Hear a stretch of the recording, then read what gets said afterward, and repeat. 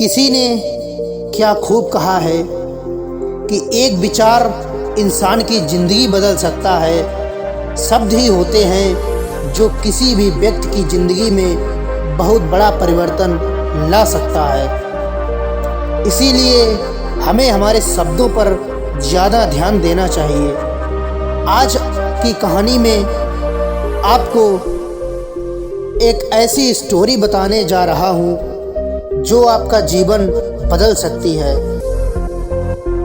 साथियों, बने रहें वीडियो के अंत तक। यह कहानी आपको बताएगी कि जीवन में एक सही गुरु का क्या महत्व होता है और जब एक व्यक्ति के जीवन में एक सही मार्गदर्शक आता है तो हमारी ज़िंदगी कैसे परिवर्तित हो जाती है।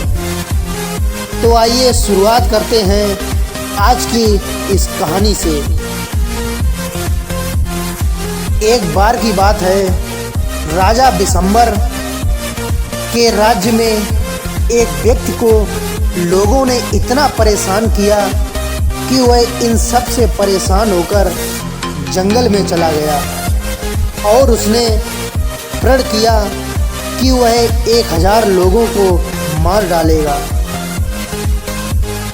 जिस पहाड़ी पर वह व्यक्ति रहता था, उस पहाड़ी पर जाने का रास्ता गांव वालों ने बंद कर दिया था ताकि वहां कोई ना जा सके, क्योंकि जो व्यक्ति उस पहाड़ी पर जाता वह व्यक्ति उसको मारकर उसकी अंगुलियों को काट लेता और अपने गले में डाल लेता था।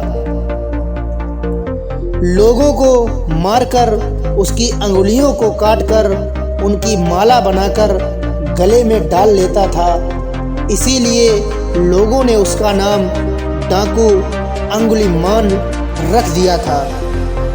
एक समय जब महात्मा गौतम बुद्ध उसी राज्य में भ्रमण कर रहे थे तो वहाँ पर एक औरत रोते रोते उनके पास में पहुँची। गौतम बुद्ध के शिष्य ने औरत से रोने का कारण पूछा तो उसने बताया कि उसका पति और बेटा एक व्यापारिक दल के साथ जा रहा था, लेकिन वह दल से पीछे रह गए। जब उन्हें ढूंढा गया तो उनको मरा हुआ पाया गया और उनकी अंगुलियां काट ली गई थी। तो गांव वाले समझ गए कि यह काम अंगुलीमाल का है। महात्मा गौतम बुद्ध ने डाकू अंगुलीमाल के बारे में गांव में पूछा।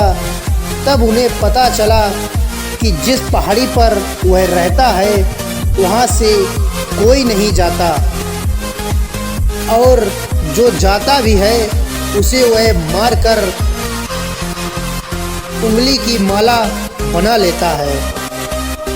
महात्मा बुद्ध डाकू अंगुलीमाल से मिलने उस पहाड़ी पर जाने लगते हैं तो उनका शिष्य और गांव वाले उन्हें रोकने लगते हैं। गौतम बुद्ध कहते हैं कि डाकू अंगुलीमाल को मेरी सबसे ज़्यादा ज़रूरत है, मुझे उससे मिलना ही होगा। इतना कहकर वह पहाड़ी की ओर चल देते हैं। महात्मा गौतम बुद्ध अकेले ही डाकू अंगुलीमाल से मिलने चल देते हैं। पहाड़ी पर पहुंचते ही वहां पर उन्हें तलवार लिए डाकू अंगुलीमाल मिल जाता है। वह गौतम बुद्ध से कहता है कि हे सन्यासी, वहीं रुक जा, आगे मत बढ़ना, वरना मैं तुम्हें मार दूंगा। यह बात सुनकर भी महात्मा बुद्ध नहीं रुकते और डाकू अंगुलीमाल के पास जाकर उससे बोलते हैं तो वह और भड़क जाता है और कहता है कि तुम्हें अपने प्राणों का मोह नहीं है, मैं अभी तुम्हें मार दूंगा। गौतम बुद्ध उससे पूछते हैं कि तुम ऐसा क्यों करते हो, इन बेगुनाह लोगों को क्यों मारते हो? तो डाकू अंगुलीमाल बोलता है कि तुम्हें नहीं पता इन लोगों ने मेरे साथ क्या किया है। मेरा प्रण है कि मैं 1000 लोगों को मार दूंगा। गौतम बुद्ध उससे बोलते हैं कि तुम इस पेड़ की एक टहनी काटो। तो वह पेड़ की टहनी को काट देता है और गौतम बुद्ध की तरफ देखता है। फिर महात्मा बुद्ध बोलते हैं कि अब इस टहनी को वापस इस पेड़ से जोड़ दो और वैसा ही कर दो जैसा यह पहले था। तो डाकू अंगुलीमाल कहता है कि पागल हो क्या सन्यासी, ऐसा कभी नहीं हो सकता है। गौतम बुद्ध डाकू अंगुलीमाल से कहते हैं कि काटना बहुत सरल है, जोड़ना बहुत मुश्किल होता है। तूने 999 को काट दिया, अब एक को जोड़ के बता, क्या ऐसा कर सकते हो? गौतम बुद्ध उससे कहते हैं कि जब तुम इसे लगा नहीं सकते हो तो तुम्हें इसे काटने का भी अधिकार नहीं है। इसी तरह जिन लोगों को तुमने मारा है, क्या तुम उन्हें वापस जिंदा कर सकते हो? डाकू अंगुलीमाल सर झुकाकर खड़ा हो जाता है। अब उसे समझ आ गया था कि वह क्या कर रहा था और वह महात्मा बुद्ध के पैरों में गिर जाता है। वह कहता है कि मैंने ये क्या कर दिया? मुझे मेरे कर्मों से अवगत कराने वाले प्रभु, आप कौन हो? तो महात्मा बोलते हैं कि मैं हूँ गौतम बुद्ध।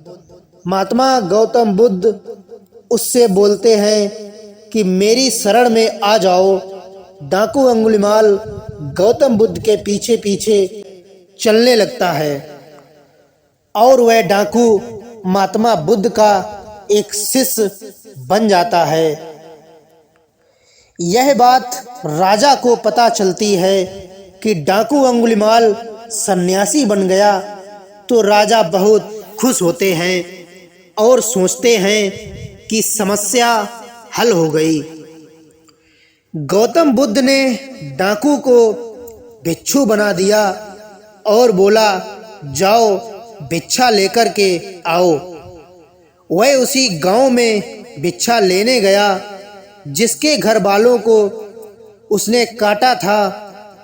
उन लोगों ने उसे पत्थर मारे, बहुत पत्थर मारे और वह लहूलुहान हो गया। वह लहूलुहान गौतम बुद्ध के पास आता है तो बुद्ध पूछते हैं कि दर्द हो रहा है क्या?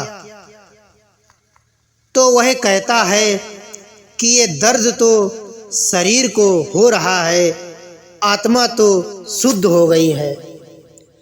एक विचार ने डाकू अंगुलीमाल की जिंदगी बदल दी।